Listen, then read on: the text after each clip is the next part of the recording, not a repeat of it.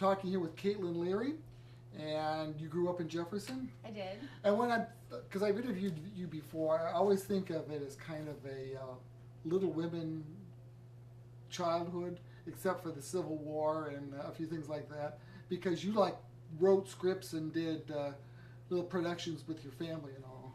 Right? I did. My dad was a photographer, so right? We had a studio on the bottom level of our house.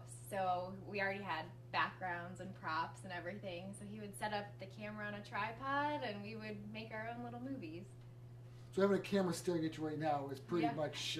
normal. Right, okay. Anytime he'd get a new background or a new lens, Sean, my brother, and I would be the subjects, you know. Sometimes I'm there with bedhead in my pajamas at 5 years old. So having a camera around is kind of normal for me. Yes. And what this has eventually led up to is that you have worked on some television programs, such as one that I like to watch with my grandchildren ages 4 and 6, Banshee. That's on Cinemax. He's kidding. There was last season, I think it was, a prison fight scene. I think it was the most violent thing I've ever seen on television. And then there was a shoot 'em up at a police station this year that, no, I don't watch it. Don't call children's services or anything. I don't watch it with my grandkids. But I mean, it's a good show, but it is... It is. It's violent, kind of sexy, lots of special effects, makeup, which it's fun to work on a show like that because you get to see, you know, your friends, the actors who will look like they have, you know, half their face torn off or something like that. And I'll never forget, one of our guys actually had a bloody nose in the scene, and he walks up to me and was like, "Oh, Caitlynn." I was like, "Oh my God, you need to call the medic." But it was just the special effects blood that they use. It's so realistic, but it's fun. It's one of those shows that my mouth was always open. This is so amazing. Seeing cars flip or the rain, making it rain. We actually brought a fire truck in and used the hose to make it rain one night. It's just really cool show. So what was your responsibility? What was your title on that show? On that show, I was the assistant to the unit production manager, and he actually ended up getting promoted to a co-producer while I was on that show. So basically, his job is to keep a show like that on budget, which is very hard with a big special effects show. Because we have all of the actors have their stunt doubles on that show, so you're basically, for every actor, there's a stunt double too, which gets pricey. So that show, I pretty much was learning the ropes. It was my first production. Okay. And you're not involved with that anymore, is that right? No, not really. My boss is still connected to it in a little ways, but the schedule conflicts with the show Veep that I've been working on. Okay. Maybe you can better describe Banshee than I can, but it's where this con walks into a bar and there's a sheriff. The sheriff's killed, so he just kind of takes over his identity. That's pretty much it. It's kind of like Walking Tall. You know, this ex-con ends up in a town, the sheriff dies, and he takes the opportunity to take on his identity. And of course, becoming the new sheriff, all of his past demons are following him into this new role. So this season they call it Blood and Banshee, because wherever Officer Hood goes, Sheriff Hood, bad seems to follow him. And actually, he was impacted this time when his when the girl is murdered. Yes, I think a lot that was a bad scene too. It was. Wow. It's so sad. I think a lot of times with Sheriff Hood, you know, Lucas is his real name. He can kind of go through the motions and not let it affect him. But this time, when it was someone he really did care about, someone he had loved and helped through some really hard times, when she was killed because of his actions and his enemies, I think it was kind of a wake-up call for him where he's questioning, can I just walk away from this? I think I need to be done. And that's kind of where the show's leading. Will he stay? Will he go? What's he going to do? Now, when you were a kid at home in Jefferson, did you have your little plays? Did they include shoot 'em up scenes at No. police stations? No, No, not at big all. prison fights with. No? No, my stories were always happily ever after, stories about friends and family and Kind of girl stuff. girly stuff. Yeah. When my kids were growing up, my son would play with the superhero action figures. He'd be, "Arr!" And then when he got older, my daughter would play with them, and she would set them up for like a tea party. Aw. Would you like some more tea, please? That's pretty much what it was. I actually have lots of movies where I would zoom in and show my Barbies. You can see my hands kind of manipulating, like, "Hi, how's it going?" And the only time I could ever get my brother Sean, he's my older brother, and I always wanted him to want to play with Barbies, but of course he didn't want to. But the only way I could get him to be in the movie is if he could drive. Barbie had a sports car. Oh, okay. And if Ken could drive in the sports car. And then my brother would partake in the movies as well. So what got you from your stage at home to where you're in Baltimore? Is that where you? Yeah. You're still in Baltimore? Well, we just finished filming the 4th season of Veep. Okay. And this year I'm actually in 3 episodes, which is really exciting. I was in season 2, and they really enjoyed my character. She was just a small little part, a little waitress. This was a waitress, yeah. Right? Welcome, gentlemen. Hello. Today's specials are the cuttlefish You shrimp. stop you right there, sweetheart. You're gonna pick up the tab, Yes, right? that's on me. Great. Okay, I'm gonna have the most expensive starter, the most expensive entree, and a $200 bottle of champagne. Yes, sir. I think I'm gonna keep it light. I'm gonna go chicken salad and a Diet Coke. Nonsense. Give them exactly what I'm having, and we will split the champagne. It's our first date. So the joke is that I was a waitress paying my way through grad school, and now in this season I'm a staffer who works in the White House. Oh, okay. So episode 1, 2, and episode 9, you'll see me. Episode 1 Is this one that hasn't been shown yet? has not. It airs April 12th. Okay, and this is on HBO. HBO. Right, that's Julia Louis-Dreyfus Yep. is who I wasn't too much of a Seinfeld fan, but I remember her as the neighbor in National Lampoon's Christmas Vacation. Yes. Wearing those like super crazy tracksuits that Right. look like Yeah. they're in the future. So you had kind of a moment when you were growing up that you kind of decided you wanted to get into show business, and that, I guess, was the Forrest Gump period. So tell us Yes. about that. Okay, so anyone that knows me and my love of film knows that it all started when I was 5 years old. My parents took me to see Forrest Gump, which, yes, it's kind of a PG-13 movie, and at 5 years old, I definitely did not understand half of what the movie was about. Which is good. Yeah, but I learned, as I grew older in history class with Dr. Patterson, you're like, oh, that's in Forrest Gump. Watergate, he's right there. You learn all of that. But what I did understand at 5 years old was that Forrest Gump was a good person, and he always did the right thing. And I remember leaving the film theater with my parents, and my parents say I had my hair in pigtails, and I was just exclaiming, like, movies can change the world. I want to do that. And they said that was, my parents recall as my aha moment, and I would have to agree with them, because after that moment, that's when I started asking my dad to put the camera up. Can you set it on the tripod? Can I make a movie? Can I do this? Can I do that? And kind of been doing that ever since. So Tom Hanks would have to be my favorite actor, for sure. So what did you do then after you graduated from Jefferson? So what did you do then? You were a tour guide or something, right? I was. I went to school in Wilmington, North Carolina, and they're known, Wilmington, for having the largest studio on the East Coast, Screen Gems Studios.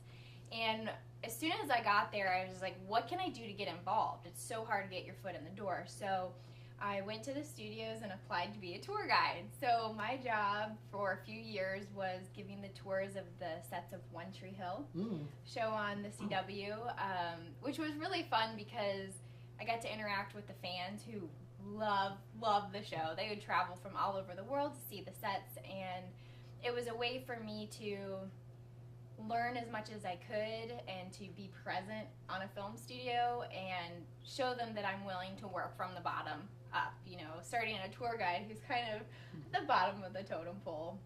Show them that I was reliable, and because we you know, we're collecting money, and money was always accounted for when I worked, and I just learned as much as I could, and I did that simultaneously while going to school full time. I did a double major in creative writing with a fiction focus and theater with a performance focus. So that kind of covers some area there. Yeah, You could do some writing. Or? That comes from a mixture of my parents. So my dad's kind of the dreamer, and my mom is a dreamer who is also a realist. And she wanted to make sure that I had a backup plan, and that's where the creative writing degree came in. Because yes, I can write books, novels, I can write screenplays, but I also could work for a bank. I could write loans or things like that. I could work at a publishing house or in editing. Kind of gives me a backup plan because the film business is not linear or at all reliable. So I can, you know, always have that to go back to. So then how did you get from, you got your degree and you went and started working for Veep, is that? Well, how it happened was in my senior year of college, the studios needed an executive assistant, which is just a fancy word for a secretary, basically.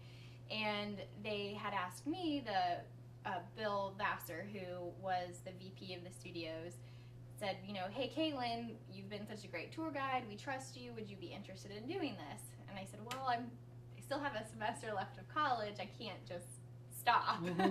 So they were willing to work around my school schedule, which was wonderful. And I did that my senior year, and then a little bit about 6 months after I graduated. And while I was at the receptionist desk, I met Bill Hill, who's my current boss. He was working on a show, Eastbound and Down, and he really appreciated my organizational skills and asked for my resume.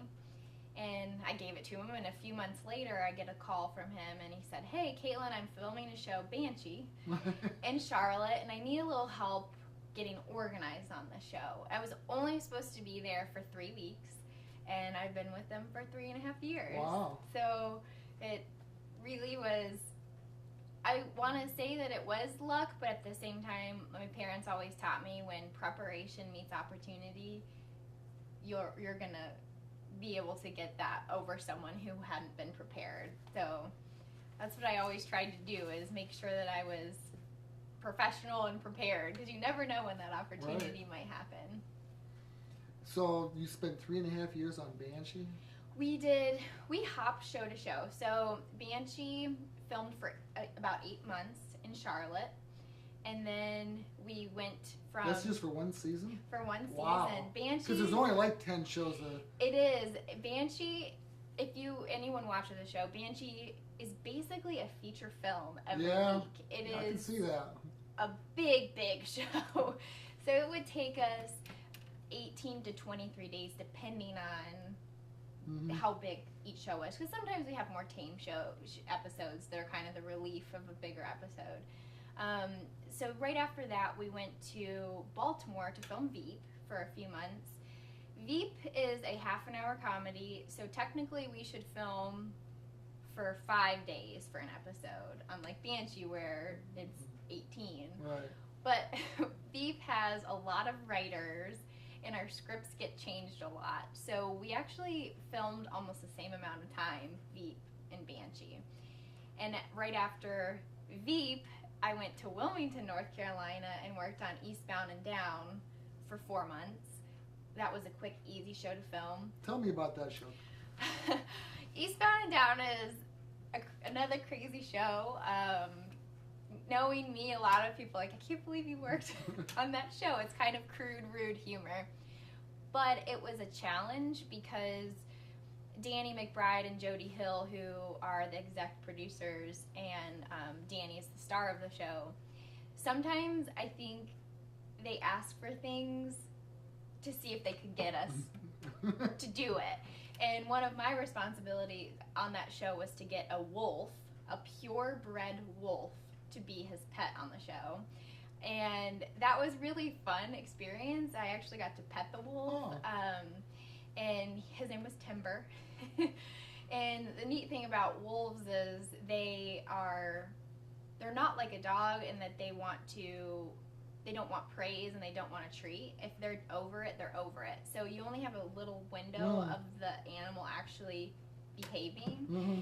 And the owner had said that Timber kind of had a relationship with me when he met, and so at the end of the day when he wasn't behaving, they put me on the ground and pretended to kick me so that Timber would growl because he was kind of protective of me. Okay. Well, so that was kind of interesting. I was not hurt. They just pretended. And another one of my tasks, they wanted a red-faced monkey, which is extinct. Almost. It's on the endangered species list. Can you put some lipstick on? There's only a few left in the world, and I was trying to explain that to these guys. Like they are not going to allow you to take an endangered species and put it on a show. So I found a few different types of monkeys that we ended up using. She's about this big, but her arms are huge, like 5 feet long, and a little squirrel monkey. Yeah. So that was kind of a fun, different job for me. I would think, though, that if you say, we need this for a movie, that people might be more susceptible than, I just want it for my Aunt Ethel's birthday party or something. Right. It does have some weight, and when you say, especially HBO has a pretty good reputation, a very good film reputation, of course, but I think sometimes people in the film business do expect people to be like, oh, of course you can. Mm-hmm. It's almost like they expect everybody to say yes, and that's the challenge, is when people say no. No, you can't take an endangered species on your show. But yeah, it was a lot of fun. So what are you thinking ahead? What do you want to do? Yeah, I actually, we just finished Veep, and we're going to be... How many more seasons do you know? Well, there's rumors, but nothing is official yet. They usually will announce that the show is picked up again right before it airs. So we should probably be knowing this month or in April whether or not we're picked up for another season. But it looks promising. Veep did really well last year at the Emmys, so right. I think there's a good chance that we're going to have another season. So I'm sorry, but what are you looking at? Well, my boss has been offered a movie with Lionsgate Television and feature films, and I think we're going to go do that in North Carolina. Oh. I'm not really allowed to say what the movie is yet because it hasn't been officially. Is there a wolf in it? No wolves. How about a prison? No shoot 'em ups either. It's actually kind of... Is it Downton Abbey, the movie? Or? It's something that is really close to my heart and the type of movie that I've always wanted to work on. So I'm really excited for it. So what would you do in this? I would still be Bill's assistant, probably. Of course, Bill, I'm very lucky that I have a boss who's supportive of my acting career, because you have to have a day job in order to support yourself as an actor. So he's great about letting me go on auditions. And since we're going to be in North Carolina, I'm going to take advantage of being closer to Atlanta, which is just booming right now with movies and going on auditions. But yeah, I think I'll just be... He's kind of grooming me to take on a producer type role, maybe an associate producer someday. And although I don't know if I'd ever want his job, it's very, very hard. He has to be the no man, and sometimes he has to be the guy that people don't like, because I don't like conflict. Right. So I don't think I would be very good at his job, but I'm very blessed that I'm learning everything from him. But aside from that type of business, I'm currently working with my co-writer in the process of, I've written my own television series, a pilot, and it's been received well. I've had Frank Rich, who's a New York Times writer. He's known as the Butcher of Broadway. He read it, he really enjoyed it, and one of my professors got me a conference call with Penguin Putnam Publishers. Oh, okay. And they gave me a lot of really great advice. So I'm in the process of editing that to be more sellable, and I'm in the pitch process of that. So that's kind of going on simultaneously. Do you pitch it to like different places, TV networks? Yeah, it's the crazy thing about television, and now that you have these internet hubs like Netflix, Amazon, who are doing their own programming. There's so many options. It's almost overwhelming. So what you want to do, and what I'm doing, is trying to find a manager first who believes in the product, who will then pitch to the networks for me. Because what happens, unfortunately, is there's so many good stories that never get read. They get sent, you'll send it to them, a hard copy, and it gets just laid on the floor and stacked by 500 more scripts, or just thrown away. But you would think with a couple of hundred cable channels, plus your Netflix and your Hulu and your Amazon Prime, that there would be more than in 1965 when you had ABC, NBC, and CBS. Exactly. It is a really great network for writers right now. There's so many options, and I mean, you just look at how on your cable, like if you're satellite, how many programs there are. It's crazy, overwhelming. So that's the goal, and just critiquing it. I had a professor tell me that they will read to your first error and then they'll throw it away. So my goal is to make sure there's no errors on my script, and if there is, it's on the last page. So what are the errors, like grammatical errors or continuity, or I don't... Either. If there's like logic gaps, it just, if they can't, a script has to stand alone. They have to be able to read it without you in the room to explain things. Like they have to be able to read it and understand everything, and that can be a hard thing because you think you can picture it, and you know how the camera should be, and you understand this, but if they don't get that from the script, then it's not written as strongly as it could be. So that's what I'm working on right now. We'll see how it goes. How about 20 years from now? What will you be doing 20 years from now? Well, the hard thing is the film business is not linear. There's no A to B to C. You can go from where I am, kind of getting my feet wet, to a Jennifer Lawrence in a night. Literally, it can happen that way. I went on an audition this Saturday, and maybe I'll get that part, and my life has suddenly changed. You never know.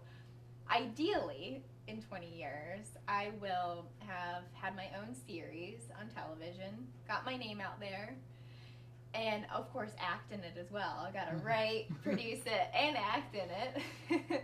I will have written some feature films, hopefully win an Oscar, while being a great wife and an awesome mom. That's kind of the balance now, is as I'm getting older, and I have a serious relationship with my boyfriend, I want to be a wife, and I want to be a mom, and I don't want to be there half the time. Like, I need to figure out how you balance, because I want to be a good mom. Like, I had wonderful parents who were so involved in my life, and that's the hard part, you know. Some people can do it in the film business and some people can't, so we'll see. I joined the Screen Actors Guild this year. Okay. So I was able to vote for the SAG Awards this year, which was really exciting. And the best part about that is we get sent all the DVDs of the movies that are nominated. So that's been really fun with my mom and dad. We've just been watching all the movies, and I get to see what they think. You know, they put their, I think you should vote for this person or this person. But yeah, it's been great to be home. And you can also look you up in the Internet Movie Database. Yeah, IMDb. It's www.imdb.com/Caitlynn Leary. Oh. Which is really exciting. You kind of knew you're starting to make it when you have an IMDb, because the thing that used to frustrate me, you tell people, I work in the film business, and they pull up IMDb on their phone. Like, oh, you're not where there. are you? No, because I'm there. And that was a pretty cool moment. I'd say the two moments that really stuck out to me were getting that, and then the first time we filmed part of Veep in Los Angeles. It was the first time I'd ever been to Hollywood, and when the wheels of my airplane touched down, I actually started to cry. Aww. Because it's so hard to make it in this business, and it was that moment of, I actually am getting paid to go to Hollywood. Like, this is really cool. And I had the coolest driver drive me to my hotel, and he could tell that I was so excited. Mm-hmm. And he was pointing out everything, and he was like, free of charge, I'll take you over by the Hollywood sign. And he did, and it was just a really cool moment for me. Do you think you're going to eventually end up in California? I don't know. Cal, I'm an Ohio girl, and I would really love the film business to boom here. I would love to work in my own There state. is far films being made here. Exactly. The film incentive here is so competitive. The crew is great here. They're seasoned. They're professional. And I think the more movies that come here, they're going to start realizing that. And Ohio has a lot to offer. It can be so many different types of climates. It can look like so many different cities. A story, when I was in California, I was in the elevator with these girls, and I had been working on set all day, so I was just in like a sweater and jeans, nothing fancy. And these girls, I held the elevator for them, and they were so rude to me, and they were making fun of my outfit. Really? And I was really like, this is interesting. And then one of the crew members walks in and asks me about the shoot tomorrow and hands me some scripts. And suddenly... Oh, you got new best friends. Oh, so you work for HBO. And then they were so nice to me. And I know that's not everybody there, because I have friends that live there, and there's a lot of nice people there. But I think it would be very hard and intimidating every day to be... I like being around other professions, Mm-hmm. being around engineers and doctors, and which there are those in LA too, but everybody's kind of off. They wanted the same dream that you do. Right. And I think that would be really intimidating and hard for me to be there. But if the work is there, I would definitely go there. Just before we end, I want to ask you about another watershed moment. Watershed, literally, is you in the bathroom with Julia Dreyfus. Okay, well, Julia Louis-Dreyfus is an amazing woman. She has really led the way for females in comedy, and I'm forever grateful for her.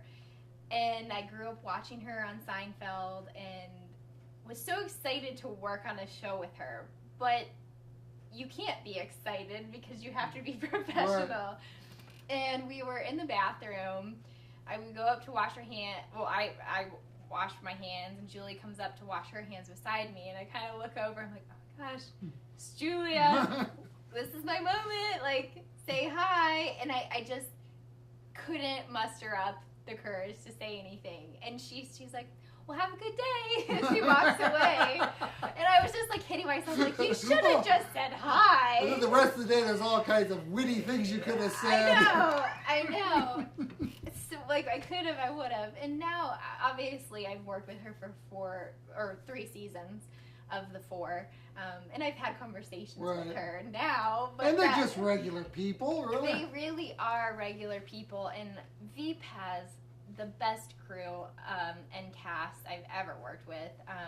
Tony Hale specifically is one of the nicest people I've ever had the privilege of working with, and he's someone who shares the same. He's a Christian, and I'm a Christian, so working in the film business, it can be nice to have somebody who can give you advice on how you navigate in the film world with that type of belief, and he's someone who I always go to for advice about that. I always thought that Banshee, after it has runs this course, would be good on like a Christian television network. Definitely not. Definitely not.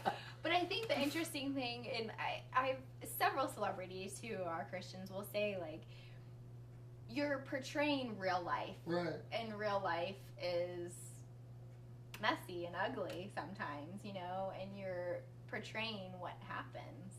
And I think that's the beauty of film. You can show great stories, and they don't always have to be perfectly put together, you know. Like, Banshee's an interesting story, I think. It is, definitely. At the core, it really is. Okay, one more question. Sure.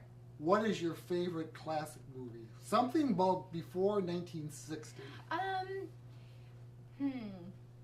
I'd have to say there's two. I really like Gone with the Wind. Yeah, That was my Grandma Leary's favorite movie. Grew up watching that. And I wonder how many times I bought that in different formats. I know. And finally, the Blu-ray comes out. Yeah. You have like your VHS where you have to, there's the intermission, you have to put in the second tape. Right, that's right, exactly. And also, let's see, It's a Wonderful Life. Oh, okay, yeah. Definitely. We watch that every Christmas Eve at my house, and it's just a good movie. Frank Capra, who directed it, his son owned the Screen Gem Studios I worked at. So I actually got to sit in the desk that he wrote It's a Wonderful Life at, which is kind of neat. There's all those little moments of my life is coming kind of full circle. Yeah, Frank Capra did a lot of good movies. He really did. And his legacy, I think, lived on, and it still does every Christmas. Oh, yeah. And that movie was actually a flop when it first came out. Right. It did not do well. It wasn't really considered a Christmas movie, I don't think either. Mm-mm. And then they decided to put it on network television. Well, I think what happened first is it lost its copyright. And it was in a public domain and anybody could show it any time. And, yeah. And then somehow they found some music or something. So, whoa, not in the public domain anymore. Yeah. So, but that really popularized it. What about you? What's your favorite classic movie?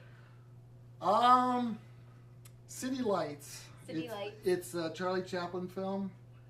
And I don't know, it's just, he did that movie 3 or 4 years after sound came in. And he said the tramp cannot speak. And it's just like the perfect film. He wrote all of the music for it. And have you seen the movie? I have. The end where the formerly blind lady realizes there was this tramp instead of this rich guy that she thought it was, just by touching his hand.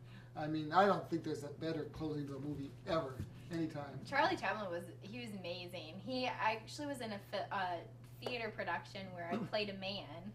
And it was Waiting for Godot. I played Lucky, and Charlie was one of my